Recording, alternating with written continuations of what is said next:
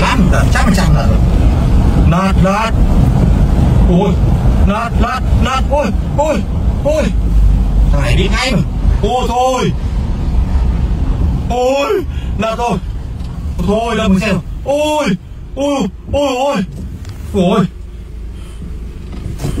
Người sao không? Ôi.